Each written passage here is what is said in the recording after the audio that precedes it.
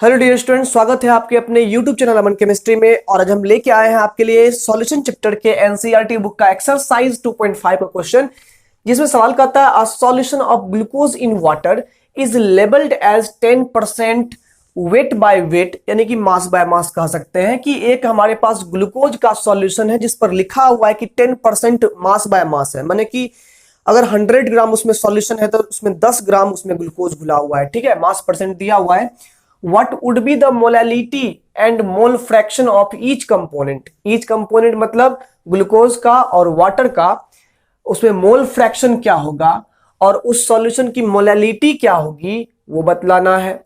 और if the density of the solution is 1.2 ग्राम पर millilitre, अगर डेंसिटी उस सॉल्यूशन की 1.2 ग्राम पर मिलीलीटर हो तो बताइए उस सॉल्यूशन की मोलैरिटी भी क्या है। तो हमारे पास मोलैरिटी, मोलैलिटी और मोल फ्रैक्शन तीनों चीज हमें निकालने के लिए कह रहा है। और हमें दिया हुआ क्या है, मास परसेंट और डेंसिटी, दो ही चीज हमें दिया हुआ है। तो पहले इन दोनों को अच्छी तरह समझ लेते हैं जो चीज हमारे पास दिया हुआ है।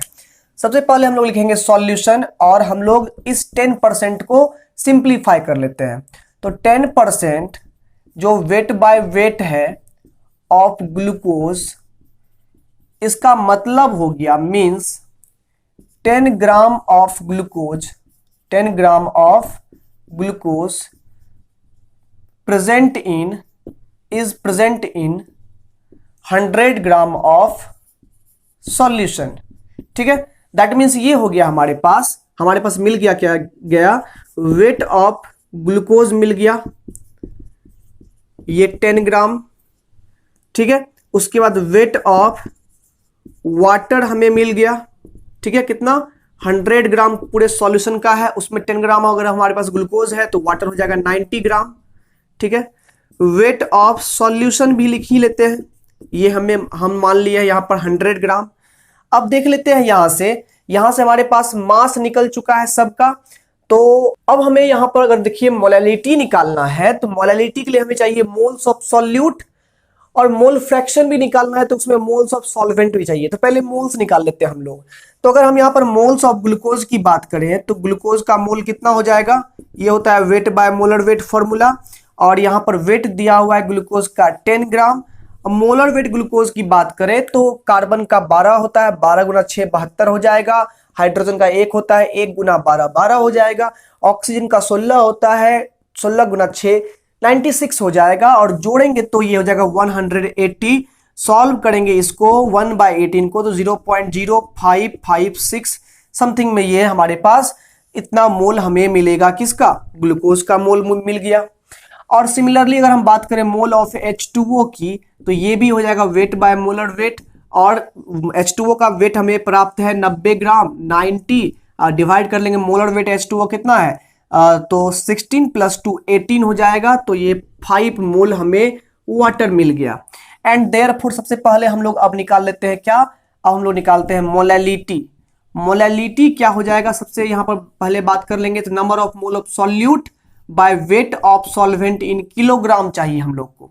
तो number of moles of solute तो ग्लूकोज है, ग्लूकोज का मोल हमें प्राप्त है 0.0556 मोल।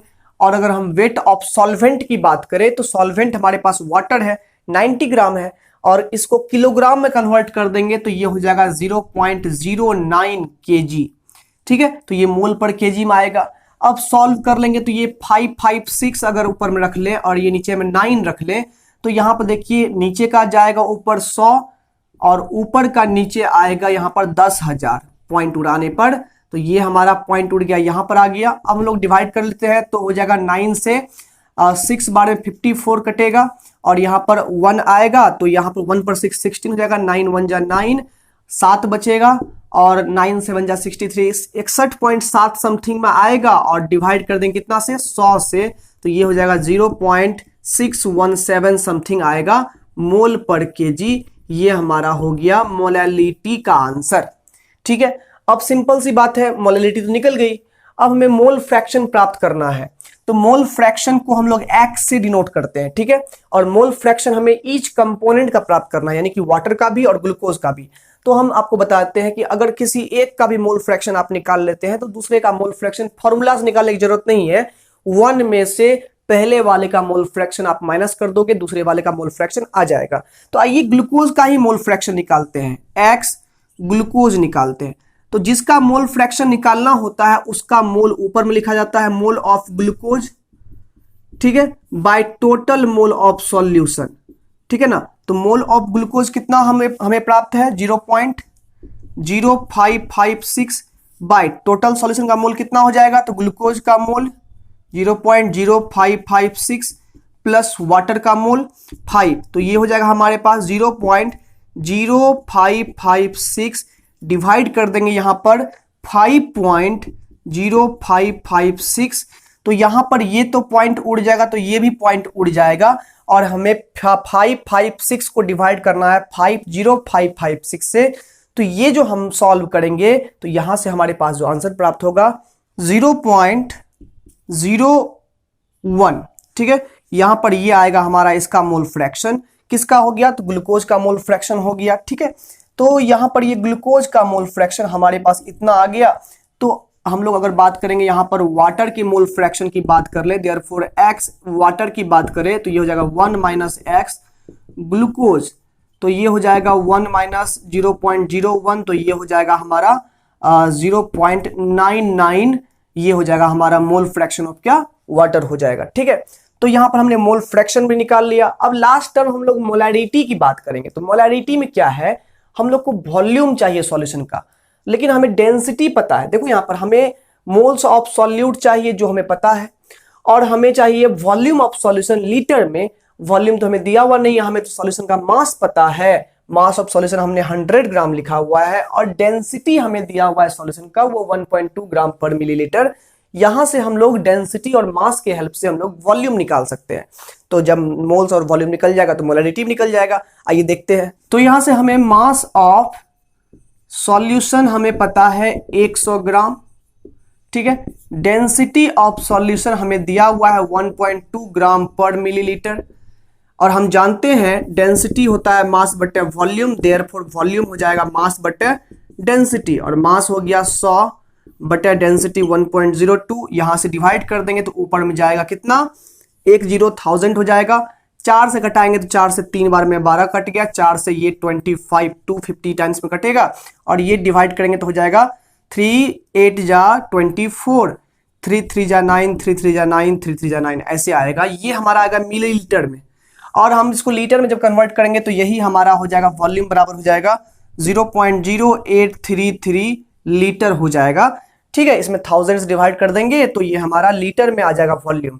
अब फाइनली हमें जो नंबर ऑफ मोल्स यहाँ प्राप्त थे, number of mole of solute जो हमें प्राप्त था वो था 0.0556 था। अब हम लोग यहाँ पर इस नंबर ऑफ मोल्स में मोलैरिटी यहाँ पर निकालेंगे। मोलैरिटी हो जाएगा number of mole of solute by volume of solution in litre, तो यहाँ पर हो जाएगा 0.0556 बाय 0.0833, और यहां से ये पॉइंट इक्वली उड़ जाएगा, और ये हमारा हो जाएगा 556 बटे 833, और जब इसको डिवाइड करेंगे तो आ जाएगा 0.667 मोल पर लीटर। तो कैसा लगा ये एक्सप्लेनेशन, कमेंट सेक्शन में जरूर बताएं, और अगर आपके मन में कोई अपना भी कोई क्वेश्चन हो तो आप उस क्वेश्चन को कमेंट में कर सकते हैं, उसका वीडियो बना करके आपके सामने रख दिया जाएगा। मिलते हैं अगले वीडियो में, तब तक के लिए एंजॉय करते रहिए हमारे चैनल के साथ, और आप बने रहिए हमारे चैनल के साथ में। अगर आप नए हैं तो सब्सक्राइब जरूर कर लें, ठीक है। मिलते हैं अगले वीडियो, तब तक के लिए टेक केयर।